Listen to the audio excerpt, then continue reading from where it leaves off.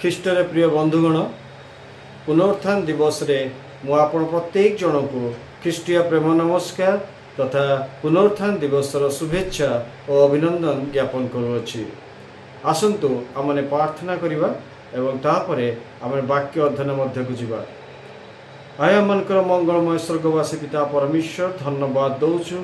तु आम भली अयोग्य किंचन धूଳି नगण्य मनुष्य मान प्रति प्रेम दया अनुग्रह बइल और पिता परमेश्वर तुम्हें आम को ए विशेष दिन रे तुम पुत्रंकर पुनरुत्थान दिवस रे आम को पदार्पण करने को सुजोग देल बोली तुम पवित्र नाम को धन्यवाद धन्यवाद दौची पिता परमेश्वर ए दिवस विशेषत्व को बुझापी तुम्हें आम को सुजोग देच तुम वाक्य माध्यम तुम्हें आम को कथा कह जपरी पिता परमेश्वर आम मैंने पुनरुत्थान अंश जपरी हो पारू से तुम्हें साहाय्य अनुग्रह आशीर्वाद कर प्रार्थना शुणिल उत्तर दल धन्यवाद दे यही छोट निवेदन आम मान मुक्तिदाता त्राणकर्ता मृत्युंजय नाजरेतीय प्रभु यीशु ख्रीष्ट नाम रे मागुअछि आमेन।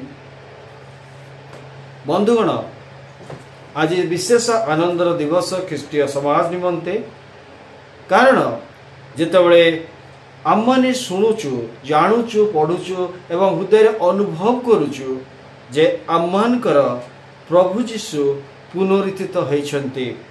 पुनरुत्थान एपरी एक शब्द जहाँकि आममान को विचलित कर दिए मानसिक स्तर में आम विचलित हो जाऊ कारण किछि दिन तले आपण माने व्हाट्सएप किंबा यूट्यूब लक्ष्य करथिबे जड़े विशेष व्यक्ति जे कि डाक्तरखाना रे पीड़ित थिले एवं हठात तांकर मृत्यु होची एवं डॉक्टर तांको डेथ सर्टिफिकेट तांको इश्यू कर दउचंती एवं सेमान जेतबे तांको घर को लेके आसीचंती एवं तांको जेते शेष क्रिया संपन्न करिया पे नउचंती सेतबे हठात किना तांको प्राणवायु तांको भीतर प्रवेश करछि आ से बंची उठिचंती एवं एई खबरटी जेते प्रचारित होईची सारा विश्व रे लोक माने आश्चर्य होईचंती जे किपरि ए विंश शताब्दी रे एकविंश शताब्दी रे किपरि एहा घटी पारिची। बंधुगण एहा एक झलक जहाँ कि प्रभु यीशु तार जोहन 11 अध्याय 25 पद रे कहउचंती मु पुनरुत्थान और जीवन जे मोठरे विश्वास करे से यद्यपि मरे तथापि से बंचिब। बंधुगण आम माने मध्य निश्चय गोटे आमान को निमंते गोटे पुनरुत्थान अछि एवं आपण माने भाबुथिबे जे से पुनरुत्थान प्रभु यीशु को द्वितीय आगमन समय रे हबो निश्चित भाबरे। जदि कहीं आपण को प्रश्न करे आपण को पुनरुत्थान रे विश्वास करंती आपण की उत्तर देबे संगे संगे ख्रीष्ट विश्वासी कहे जे हाँ मो प्रभु यीशु पुनरुत्थित एवं से जीवित एवं प्रभु यीशु द्वितीय आगमन समय से आम को पुनरुत्थित करिवे। बंधुगण एतिक पुनरुत्थान सरी जाए नहीं।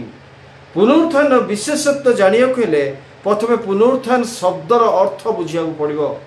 पुनरुत्थान शब्दर अर्थ होउची जे पुनः उत्थान अर्थात आउ थरे उठिबा मृत्युरु उठिबा ताहा को कहा जाउची पुनरुत्थान बा आमे साधारण भाव में बुझी थाउ जे मृत्यु उपरे जे जय करी जीवन प्राप्त हुए ताहाकू आमे पुनरुत्थान कहि थाउ।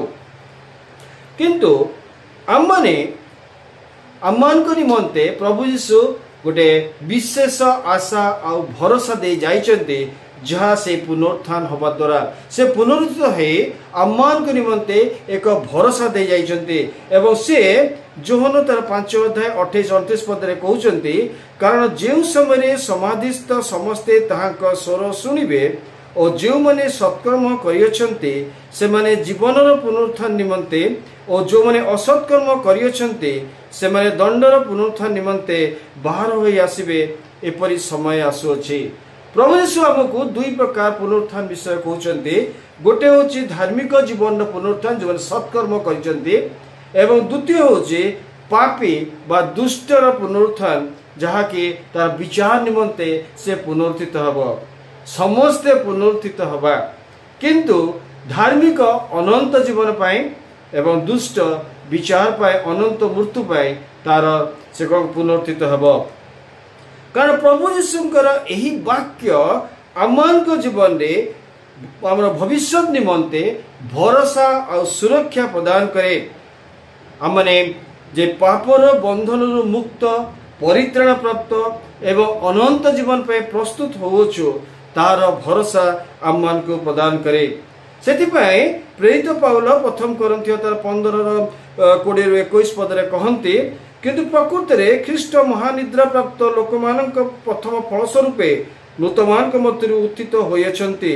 जेणु मनुष्य द्वारा मृत्यु उपस्थित होइतिबारु मनुष्य द्वारा मध्य मृतमानक पुनरुत्थान उपस्थित होइछि। बंधुगण, आपण कोन विश्वास करन्ते जे आमान को निमंते पुनरुत्थित अछि बोली, आमे पुनरुत्थान करिया बोली निजको आत्म समीक्षा करिवा मु कोन विश्वास करे। काहे के ना आज जगत रे एपरि अनेक लोक अछन्ते जो माने मुहरे कहन्ते हाँ प्रभु यीशु को द्वितीय आगमन समय आमान को पुनरुत्थान हबो, किंतु से माने जानते नाही जे पुनरुत्थान किपरि केमिति काहे की हबो। कारण पुनरुत्थान होचे आमान को निमंते यदि आमने केवल मृत्यु पर आमान को पुनरुत्थान हुए यीशु को द्वितीय आगमन समय रे सेतले आमे अनंत जीवन पाए किबा अनंत मृत्यु पाए आमे पुनरुत्थित हबा। किंतु यदि आमने प्रकृति रे बंची थाउ थाउ यदि आमे परित्राण प्राप्त होई अछु ता अर्थ आम जीवन रे दुई दुईटी पुनरुत्थान स्थान पाए जहाँ बाइबल आम को शिक्षा दिए। प्रथम पुनरुत्थान होची आममानकर आत्मिक पुनरुत्थान एवं द्वितीय पुनरुत्थान होची आममानकर शारीरिक पुनरुत्थान। आमर आत्मिक पुनरुत्थान कौन जदि आमने ए विषय चिंता करिबा ताहले आमे जानि परिबा जे शरीर रे आमे बंची थाउ थाउ जदि आमे जो आत्मार जो मृत्यु घटिया को जाउथला अनंत मृत्यु पथरे जो आत्मा आमर आत्मा आगे जाउथला जेतले से मृत्यु उपरे विजय होई जीवन प्राप्त होइछि ईश्वर को अनुग्रह रु ता होछि आममानकर आत्मिक पुनरुत्थान। ए अंश को बुझिया पे टिके सामान्य आमान को बाइबल मध्य किछि पद पर्व देखिया पड़िबो। प्रथम विषय होछि आत्मिक भाव रे आमने एहा को ग्रहण करिया पड़िबो। जेते प्रभु यीशु निकोदेमो को कहउछन्ति जोहन तार 3 अध्याय 6-8 पद मध्य जे मांसर जहा जात ताहा मांस एवं आत्मार जहा जात ताहा आत्मा। अर्थात प्रभु यीशु जणेबु चाहुचन्ति जे शरीर निमंते आममानकर शरीर निमंते रक्त मांसर शरीर निमंते आत्मा पुनरुत्थित हेई थाए। आमर आत्मा पुनरुत्थित हुए ए आमर रक्त मांसर शरीर निमंते। आप लक्ष्य करुवे चिंता करुवे जो बाइबल पढ़ुं बाइबल प्रथम पुस्तक आदि पुस्तक जो आम जाऊँ से परमेश्वर आदम हवा को गोटे विषय कहते जे तुम से सत असत ज्ञानदायक वृक्षर फल न खाइबा कहते कहते तुम्हें जो दिन से फल खाइब से दिन से लेखा होची आदि तार 2:27 पदरे ईश्वर से कहले मात्र सत सत ज्ञानदायक वृक्षर फल भोजन करिब नाही जेहेतु जो दिन ताहा खाइब से दिन नितांत मरिब। आज्ञा आपण बाइबल पढ़ुचंते आ देखिचंते आदम और हवा से फल तोलिकी खाइचंते ईश्वर के विरुद्ध अबाध्य होइचंते किंतु से माने मरी नाहंती। आदम तो लेखा होची 930 वर्ष पर्यंत बंचिचंती ताहले ईश्वर वाक्य कौन अन्यथा होइची नाई बंधुगण। कारण आममान को परमेश्वर होचंते से आत्मा जहाँ जोहन तार 4:24 पद यीशु कहते ईश्वर होचंते आत्मा। अरे आत्मा सहित यदि आमे जीवन यापन करिबा ताहले आमे शारीरिक भावे जीवन यापन करि न थाउ। कारण जो माने शारीरिक मना से माने शरीर विषय मनोयोग करती और जो माने आत्मिक मना से माने आत्मिक विषय मनोयोग करथांती जहाँ रोमियो मंडल निकट को प्रेरित पाउल तार 8 अध्याय 5 पदरे से घोषणा करचंती।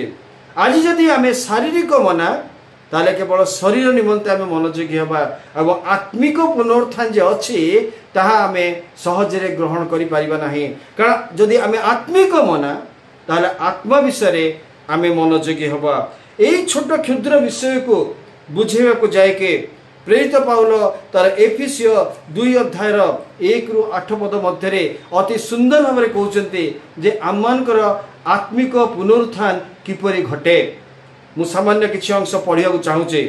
लेखा होचे एही संसार भाव अनुसार पुणी आकाशमंडल राज्यर अधिपति अर्थात जो आत्मा एबे हे अनाज्ञावह संतान मानकटरे कार्य साधन करूची ताहार इच्छानुसार तुमने मध्य पूर्वरे आचरण करी अपराध और पापरे मृत थिल। से अनाज्ञावह संतान मानक सहित आमे माने समस्ते मध्य एक समय आममानक शारीरिक अभिलाष अनुसार जीवन यापन करी शारीरिक मानसिक कामना पूर्ण करुथुलु। पुणे अन्य मानक परि सुद्धा स्वभावतः क्रोधर पात्र थिलु। मात्र एपरि अपराध रे मृत हेले दयार सागर जे ईश्वर से आममान को जो महाप्रेम रे प्रेम कले सेति सकाशे आममान को कृष्ण सहित सजीव करियछन्ति। सेति सकाशे आममान को कृष्ण सहित सजीव करियछन्ति। अनुग्रह रे तुम माने परित्राण पाइअछ। बंधुगण सबुठारु बड़ विषय होचे आमने जेतले जगत रे बंची रहिचु सेतेबेले आमने जे पापी मनुष्य ताहा आममान को बोध हवा आवश्यक। कारण रोमी तार 3:23 पद लिखा हो समस्ते तो पाप करियछन्ति। आमे समस्ते पाप करिचो ए शारीरिक भाव में आत्मिक भाव में आमे समस्ते पाप करिचो एवं आमने केवल मृत्युदंड पाइबार योग्य। रोमी तार 6:23 पद प्रेरित पौल लिखुचंती कारण पापर वेतन मृत्यु। कारण पापर वेतन मृत्यु आममानकर आत्मिक मृत्यु निहाती घटिवार थिला। किंतु आमने जेते दंड पाइबाकू जाउथुलु सेतेबेले आममानक निमंते ईश्वर निजर प्रेमपूर्ण महाअनुग्रह से आममान को सुजोग देले जेपरि आमने ख्रीष्टक सहित निज निज को क्रूसविद्ध करिवा। क्रूसरे आमे ख्रीष्टक सहित निज को बद्ध करिया पाए से आममान को सुजोग देले। सेतिबे प्रेरित पौल गलातिया 2:20 पद लिखुछन्ती मु ख्रीष्टक सहित निज को हत करियछि मु आ जीवित नुहे मात्र ख्रीष्ट मो ठारे जीवित। किपरि भाबरे आमने निज निज को ख्रीष्टक सहित क्रूसरे हत करिवा। ख्रीष्ट को तो शारीरिक भाव में लोक मैंने नहीं कि क्रूसरे टांगी हत करते आम शारीरिक भाव में हत होगा जावा ना। बंधुगण आम आत्मिक पुनरुत्थान निमंते आम को निज निज को ख्रीष्ट सहित क्रूसरे हत करने को अच्छे। ख्रीष्ट सहित आमको कबरस्थ होगा अच्छे एवं ख्रीष्ट सहित परमेश्वर आम को कौन करेंगे आउ थे पुनरुत्थित करी सजीव करेंगे। किपरिता हम जेते बड़े आमने ख्रीष्टक क्रूसरे आममान शारीरिक कर्म गुड़ी को आम कौन करू क्रूसविद्ध करू। जहाँ लेखा हो गलातिय तार 5:18-21 पद मध्य एपरी लेखा जाए किंतु जदि तुम्हें आत्मा द्वारा परिचालित हुआ तेबे व्यवस्थार अधीन रे नुह। शरीर कार्य गुड़ाक तो स्पष्ट रूपे जड़ा व्यभिचार असुचिता कामुकता प्रतिभा पूजा कुहुक शत्रुता विवाद द्वेष क्रोध स्वार्थपरता दलभेद मतभेद ईर्षा मत्तता रंगरस इत्यादि कर्म गुड़ी को यही कर्म गुड़ी को जिते आम ख्रीष्टक क्रूसरे आम जो हत करू से ख्रीष्टक सहित आम से कर्म गुड़ी को समाधिस्थ करू। एवं आम समाधिस्थ करू से आमने ख्रीष्टक सहित आउ थे सजीव हो पुनरुत्थित हो आत्मिक भाव में। कारण 2 कोरिन्थियो तार 5:17 पद प्रेरित पौल लिखुचंती जदि कहीं ख्रीष्टक ठारे अछि तेबे से नूतन सृष्टि होई अछि पुरातन विषय सब लोप पाई अछि। बंधुगण जदि आमे ख्रीष्टक सहित पुनरुत्थित होई अछु ख्रीष्टक सहित कुशार्पित होइछु ख्रीष्टक सहित क्रूसरे आम शारीरिक कर्म गुड़ी जदि आम हत करिछु क्रूसविद्ध करिछु जदि आम ख्रीष्टक सहित कबरस्थ होइछु ताले ख्रीष्टक सहित आम पुनरुत्थित होइछु। कारण आम ख्रीष्टक ठारे नूतन सृष्टि होइछु एवं पुरातन विषय सब लोप पाई अछि। बंधुगण आत्मिक भाव में आज आम माने पाप प्रति मृत एवं ख्रीष्टक प्रति जीवित होइछु। जदि आम पुनरुत्थित होई ना हो ता अर्थ है आमମାନଙ୍କର आत्मिक पुनरुत्थान घटी नाही। जदि आम निज शरीर को निजर शारीरिक कर्म गुड़ी को मानसिक कर्म गुड़ी को जदि आम क्रूसरे हत करना ख्रीष्ट सहित कबरस्थ होना एवं ख्रीष्ट सहित आउ थे सजीव होना पुनर्थित होना ता अर्थ है आम मैंने आत्मिक भाव में पुनरुत्थान पाईना आत्मिक भाव में नूतन सृष्टि हवा हूँ आमମାନଙ୍କର नूतन पुनरुत्थान ख्रीष्ट सहित आमମାନଙ୍କ पुनरुत्थान जहाँ लेखा हूँ पढ़िलु वर्तमान एफिसियो तार 2:5 पदरे सेथि सकाशे आम्भମାନଙ୍କୁ ख्रीष्ट सहित सजीव करियछन्ति परमेश्वर ख्रीष्ट सहित आमମାନଙ୍କୁ सजीव करियछन्ति एवं 6 पदरे लेखा होचे पुणी ताहांक सहित आमମାନଙ୍କୁ उत्थापित करी ख्रीष्ट जीशुंठे आमମାନଙ୍କୁ ताहांक सहित स्वर्ग रे उपवेशन कराई अछन्ति ख्रीष्ट सहित से कौन करछन्ति आमମାନଙ୍କୁ उत्थापित करी अछन्ति। बंधुगण आम माने आत्मिक भाव में पुनरुत्थित होई सारिछु परमेश्वर आमମାନଙ୍କୁ उत्थान कर सारी आमको पुनरुत्थान दे सारी किंतु आज पर्यंत जेहेतु आमे आत्मिक पुनरुत्थान अर्थ जानी ना बुझी ना तेणु आज पर्यंत आमे से शुभ शुक्रवार पालन करुचु से आमे मृत्युंजय ख्रीष्टंकर पुनरुत्थान दिवस पालन करुचु किंतु आम जीवन में पुनरुत्थान शब्दर अर्थ आमे निजे प्रकाश करि पारना कारण जे कही लेखा हो जे कही ख्रीष्टंक ठारे अच्छी से नूतन सृष्टि होई अछि जदि आमने ख्रीष्टंकर सहित पुनरुत्थित होई अछु ता अर्थ होचे आमने आत्मांक द्वारा चालित होउछु लेखा जाउछि रोमियो मंडली ग्रुप प्रेरित पौल लिखुचंती रोमी तार 8:14 पदरे जेते लोक ईश्वरक आत्मांक द्वारा चालित हुवंती से माने ईश्वरक संतान जेते लोक ईश्वर का आत्मा द्वारा चालित होते अर्थात जो माने आत्मिक पुनरुत्थान अच्छे से माने ईश्वर का संतान कारण से माने आत्मा द्वारा चालित होते एवं से माने जे आत्मिक पुनरुत्थान प्राप्त ताहा से माने किपरि जणा जीव जेते बेले से ठारे आत्मा फल गुड़िक प्रकाश पाइबा को आरंभ करिवो कारण केवल जे पुनरुत्थान सरी गले आत्मिक पुनरुत्थान हे गले ताहेदा हे जे ताहा नुहे मात्र आत्मिक भाव में आत्मा फल गुड़ी को निज जीवन में प्रकाश कर आवश्यकता अच्छे आम समस्ते जाचु गलातिया तार 5:22-23 पद लिखा होचे किंतु आत्मा फल प्रेम आनंद शांति दीर्घ सहिष्णुता परोपकारिता भद्रता विश्वस्तता मृदुता और आत्मसंयम आम जीवन में यही समस्त फल गुड़िक जिते आत्मिक पुनरुत्थान घटे सेतेबेले देखा जीवा को आरंभ करिवो कारण आत्मा आम कौन करू ना जगत रे जो मंद विषय गुड़िक अच्छे आम से बसरे न रही आम आत्मा बसरे रहू आम आत्मिक पुनरुत्थान हुए एवं आम नूतन जीवन ज्ञापन करने को आरंभ करूँ आम अनाज्ञ मह संतान मान कार्य कर मात्र पवित्र वाक्य यही पवित्र वाक्य परमेश्वर जहाँ जहाँ आज्ञा देते से वाक्य गुड़ी को आम कौन करूँ निज जीवन में धरी रखी निज जीवन में कार्य करने को आरंभ करूँ किंतु आज आम माने निजर आत्मिक पुनरुत्थान अंशी न होई आम माने आत्मा फल गुड़ी को प्रकाश करने चेष्टा करूँ किपरि करिथाओ आम निज को आत्मसमीक्षा करवा मुझे प्रेम करे कि आम जो प्रेम करूँ सेतेबेले ता मध्य कौन स्वार्थ लुचि रही थाए मोर स्वार्थ अच्छी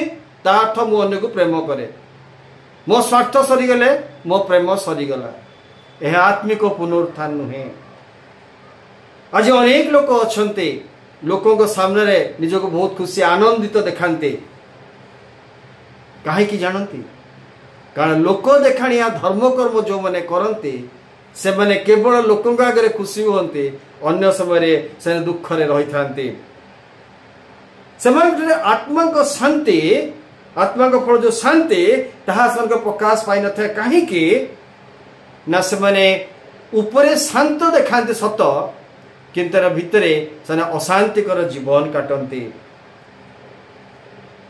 आत्मा फल परोपकारी हवापाई आत्मा को फल आम को प्रदान करा जाइछि। जो मानकर आत्मिक पुनरुत्थान है परोपकार निजक निर्दिष्ट करेंगे। किंतु आज जो माने परोपकार करुचंती से माने केवल निजर स्वार्थ निजर भविष्य को आखि आगे रखी से माने करुचंती। आज आम उत्तम सम्मिलनी दृष्टांत जहाँ प्रभु यीशु देले ता आम जीवन में देखा जाऊ नहीं। किंतु आमे कहूचु आम माने पुनरुत्थान अंशी हवा बोली। जदि आज आम आत्मिक पुनरुत्थान नहीं ताहले आमे किपरि भाबरे से प्रथम पुनरुत्थान अंशी हवा। भद्रता गोटे ओडिया रे कथा अछि, लोक माने गाँ गहली रे कहंती घरे दूत बाहर भूत। तार ठीक उल्टाटा आम लोक माने करंती घरे भूत बाहर दूत। माने से माने कौन करिवे घरे अति शांतशिष्ट रहिबे किंतु बाहर को गले से माने कौन कि भूत माने दुष्टता प्रकाश करंती। आउ किछि अछंती जो माने ख्रीष्ट विश्वासी से माने कौन करंती ना घरे बहुत धीर स्थिर घरे सब अशांतिकर परिवेश मध्य रहंती और बाहर को गले निजको भारी भद्र और शांत देखांती। दुई प्रकार आचरण करंती। ख्रीष्ट विश्वासी जीवन में यही भली दुई प्रकार आचरण से करे। गोटे ता निज व्यक्तिगत जीवन में गोटे सामाजिक जीवन में। बंधुगण आमे कौन आत्मिक भाव पुनरुत्थित विश्वस्तता आज निजे जो माने विश्वस्तता उपरे शिक्षा दियंती। बंधुगण मु मध्य समान मध्य बाहर नुह मु मध्य समान मध्य अच्छी जो आज विश्वस्तता उपरे शिक्षा दियंती प्रथमे आत्म समीक्षा करिया दरकार। मु प्रकृति रे विश्वस्त है कार्य करूची ना नहीं। मु जदि अन्य को विश्वस्तता विषय शिक्षा देबी एवं निजे चोरी करूथिबी ताहले मोर आत्मिक पुनरुत्थान घटी नाही। कारण आत्मा को फल मोठर देखा जाऊ नहीं, से विश्वस्तता देखा जाऊ नहीं। गोटे छोट दृष्टांत कहया को चाहे। थरे गोटे माँ ता पुओ को लेकिन आसला जड़े स्कूल शिक्षक पाखक आ से शिक्षक को आसी कहला सार मो पुओ बहुत चगला होची आ प्रतिदिन से कौन कर चीनी खाऊची मुठा मुठा चीनी खाऊची। ता सार तार जे शिक्षक थिले से कहले हरे काहे चीनी खाऊछु एते एते तो देह खराब होबो। पिलाटी कहला मोर अभ्यास पड़ जाइछि मु मुठा मुठा चीनी खाई दिए। ता माँ कहले मु सुनिछि सर आपण जहा को जहा कहि दियंती पिलाटी ताहा माने पिला माने ता मानंती। तेणु मु मो पुओ को नहीं के आछि आ चाहूछि आपण कोन कथा कहि दियंतु तू चीनी खानी बोली आ से चीनी खाइबा छाड़ दबो। आ ता सार तो कहले जाओ 2 दिन परे आसीबो। एबो से कोन कहला 2 दिन परे पुनर्बार ता पुओ को नहीं के आसिला सीमा। एबो से आसी कहला सर ताटे कहि दियंतु ना से चीनी खाइबा बंद कर दबो। किंतु ताके सार कहले आउ 2 दिन परे आसो। ए भली करू करू 7 दिन पार हो जाइछि। एबो 7 दिन परे तो आसीछि ता माँ से पुओ को नहीं कि आ ता सार तो कहउचंती बाबूरे आज ठाउ चीनी खाइबुनी। आ सेई दिनटू से पिलाटी चीनी खाइबा छाड़ी देछि।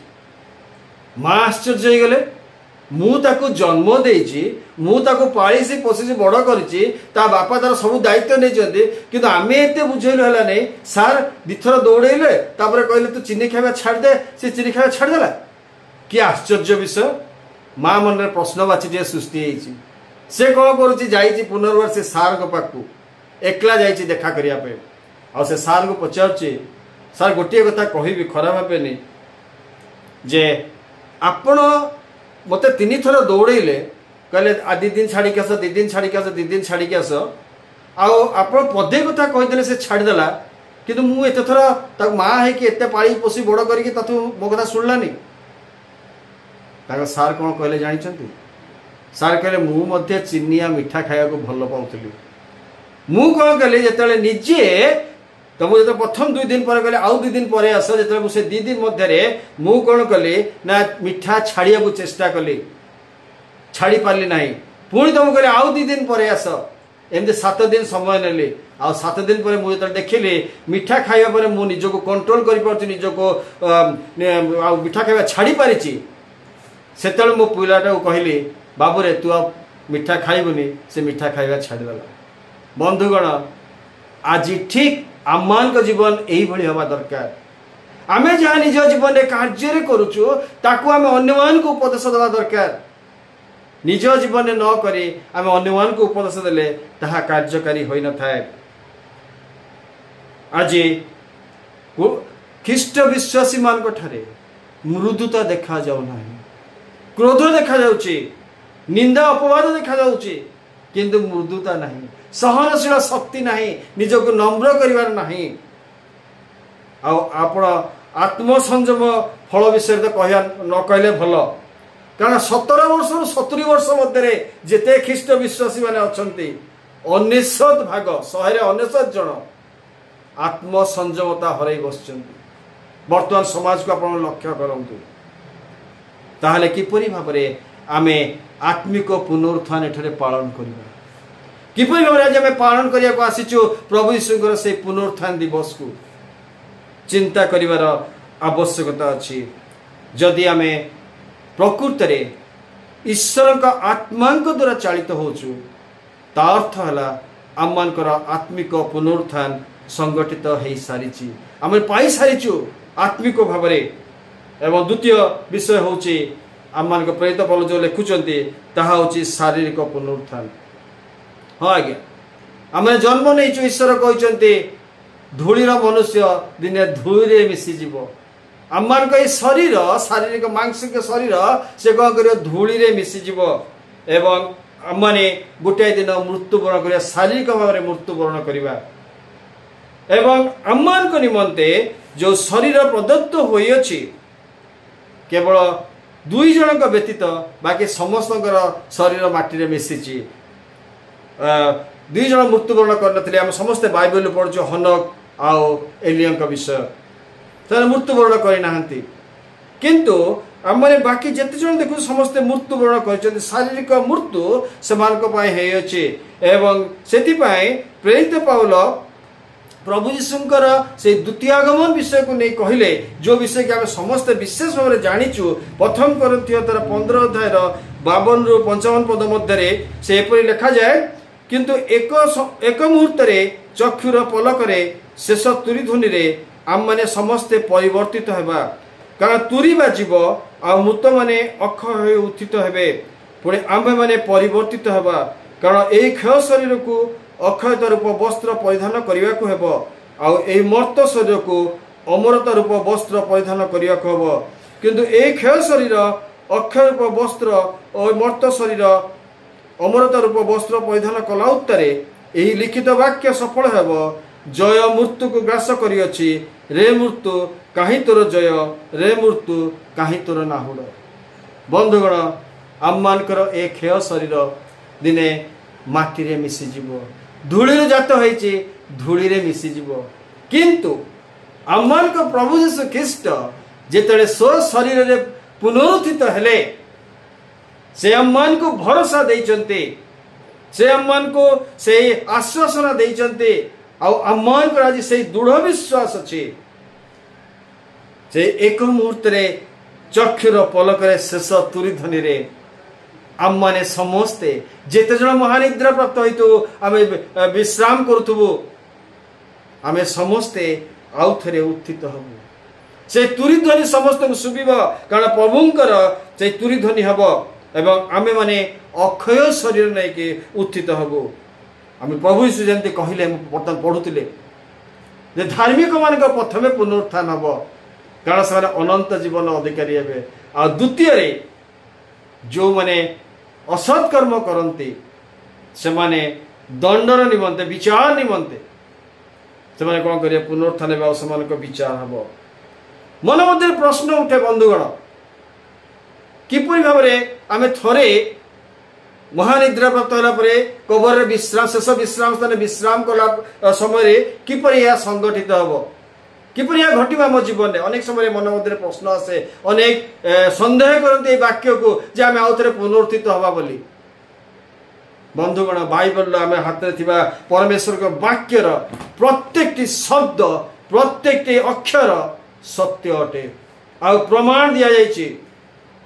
सेति पई प्रेरित पौल आम मान को से विषय चिंता जब आम न करवा आम से विषय विश्वास करवा से कहते रोमियो मंडल को चिटाओरे 8-11 पदरे कहते आउ जे तुमान के मध्य जीशु को उठाइले ताहांको आत्मा जदि तुमान ठारे वास करते तेबे जे तुमान के मध्य ख्रीष्ट जीशु को उठाइले से तुमान ठारे वास करुवा अपना आत्मा द्वारा तुमान को मर्त शरीर को मध्य जीवित करिवे।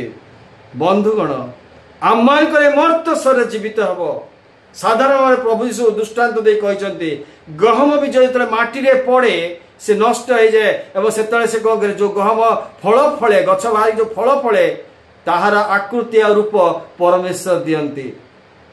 आम मानकर जो आकृति और रूप जो शरीर परमेश्वर देवे ताहा आत्मा द्वारा पुनरुत्थित होला परे आमे पाइबा कारण प्रभु यीशु जो पुनरुत्थित होइचंती से ताहांक ठारे कौन जो आत्मा वास करुले से आत्मा द्वारा से पुनरुत्थित हेले। आम माने मध्य जदि ए जगत रे वास करुवा समय रे जीवित थिबा समय रे जदि आम आत्मा को पुनरुत्थान घटी आम आत्मा को प्राप्त प्रभु जो आत्मा को पवित्र आत्मा को आम को निमंते प्रेरण करते से आत्मा जदि आम मान को अंतर रे वास करते आम जदि आत्मा द्वारा चालित हो कार्य करुचु जदि आत्मा द्वारा आज आम प्रत्येक कार्य कर परमेश्वर को गौरवान्वित करुचु ता अर्थ होचे आम मानकर मर्त शरीर आउ थे पुनरुत्थित हेब कारण प्रभु यीशु कहते से जुगांत पर्यंत से पवित्र आत्मा जुगांत पर्यंत पृथ्वी जुगांत पर्यंत आम मान सहित सदा सर्वदा रहिबे। आम माने कौन से प्रभु यीशु प्रदत्त पवित्र आत्मा को आम माने ग्रहण करियछु जदि आम ग्रहण करिछु ता अर्थ है से आम मान अंतकरण वास करते आम मैंने ईश्वर का संतान हमार अधिकार पाइचु एवं आत्मा को फल गुड़िक आम देखा जाउची एवं आम माने से शेष दिन में आम मान शरीर नूतन शरीर नहीं आम मैंने कौन करवा पुनरुत्थित हवा से मध्य आकाश निमंते आम आगमन गमन करवा। आज कौन आम माने पुनरुत्थित कि ए पुनरुत्थान दिवस रे आम माने प्रभु यीशुंकर से वाक्य को स्मरण करवा जहाँ लिखा हो जोहन तार 5:25 पदरे यीशु कहले सत्य सत्य मु तुम मान को कहूची जो समय मुत मैंने ईश्वर के पुत्र स्वर शुणे और जो मैंने शुणे से मैंने सजीव हेबे एपरी समय आसुअछि। बंधुगण ईश्वर के पुत्र आम को डाकिबे आम नाम धरी डाकिबे एवं आम माने कौन करवा से कबर उन्मुक्त हब एवं आम माने उठिबा। आम समस्ते जानिचु प्रभु यीशु जो क्रूशबिद्ध करागले सब कबर सब उन्मुक्त हो गला और साधु लोक मैंने कबर पुनरुत्थित हो आसी निजर प्रियजन मान को देखा देते। आज कौन आम विश्वास करूँ जे प्रभु यीशुंकर स्वर आम शुणा जदि आम जगत रे ताहांकर वाक्य को ताहांकर स्वर को आम शुणिना ताहले किपरि भाव आम शारीरिक मृत्यु पर आम स्वर को जापर स्वर हूँ यही पवित्र वाक्य जहाँकि आम हाथ में दि जाइए प्रभु यीशु जो वाक्य कहते जो आज्ञा गुड़िक ताकू आमने शुणा आवश्यकता अच्छी। प्रभु यीशु जगत में थिला बेलू स्वर को शुणिकी मृत माने उठी थे। आम समस्त जाचु 4 दिन मढ़ा राजार कबर भितर मार्था कहते से सड़ी जा 4 दिन है से कबर भितर अच्छी। प्रभु यीशु कहले लाजार बाहरी आस एवं लाजार जीवन पाई बाहरी आसिला। द्वितीय आम लक्ष्य करुचु नायनानगर विधवार पुओ को जो कोकईरे लोक मैंने जाऊँचे जीशु दयारे विगलित होचंते एवं कोकई की छुचंते एवं ताको से युवा को आह्वान करचंते आ से कोकई मध्य जीवन प्राप्त हो बाहरी आसी। जाइरसर कन्या कथा चिंता करंतु से मध्य सान पिलाटी मृत होता एवं जीशु जाता कहते आग बालिका मु तो कहूचे उठ से मृत्युर उठी। आज मु आपण माने आम माने कौन प्रभु यीशुंकर से क्षीण मधुर स्वर को जहाँकि वाक्य ताहाकु शुणी आम जीवन में पालन करुचु। आम माने प्रत्येक दिन को अनुभव करुचु जे मोर आत्मिक पुनरुत्थान होइछि मु परित्राण प्राप्त आम निज परित्राण को प्रतिदिन धरी रखा आम चेष्टा करुचु कि ना आम परित्राण को कौटी हजे दे आज आम कहूँ मो प्रभु जीशुकर बोली कारण परित्राण एपरिक विषय थरे पाईगले हुए ना प्रत्येक दिन प्रत्येक समय पवित्र आत्मा द्वारा प्रभु जीशु ठारे जे रही जीवन काटे ताहांको वाक्य को पालन करे से निज परित्राण को धरी रखे। बंधुगण आज कौन आमने ताहांको से प्रदत्त परित्राण को आम धरी रखीचु कि आज आम जब शारीरिक पुनरुत्थान आम चाहूचु आम आउ थे प्रभु द्वितीय आगमन से पुनरुत्थित होगा चाहूचु ताले आसतु ना यही बंची थाउ थाउ आम आत्मार पुनरुत्थान पाए आम विशेष मनोयोगी हवा शारीरिक मना न हो आत्मिक मना हवा कारण प्रभु यीशु कहते जोहन तार 8:51 पदरे जदि कहीं मोर वाक्य पालन करे ताहले से कदापि केबे है मृत्यु दर्शन करिबो नाही। यदि आम वाक्य को पालन कर स्वर को शुणा से क्षीण मधुर स्वर को शुणा ताहले आमे केबे भी मृत्यु दर्शन करिबा नाही। प्रभु आम को निश्चित भाव से भरोसा से आम प्रदान कर निश्चित भाव आम को आत्मिक पुनरुत्थान अंशी करेबे एवं से शेष दिन में द्वितीय आगमन समय शेष तुरीवाद्य समय से आम नाम धरी आह्वान करेंगे आमने पुनरुत्थित हवा। प्रभु आम को यह क्षुद्र चिंता उपर आशीर्वाद करंतु एवं यह बुझी आम जीवन में दैनंदिन पालन कर साहाय्य करंतु। आमेन। आसंतु आमने प्रार्थना करिबा।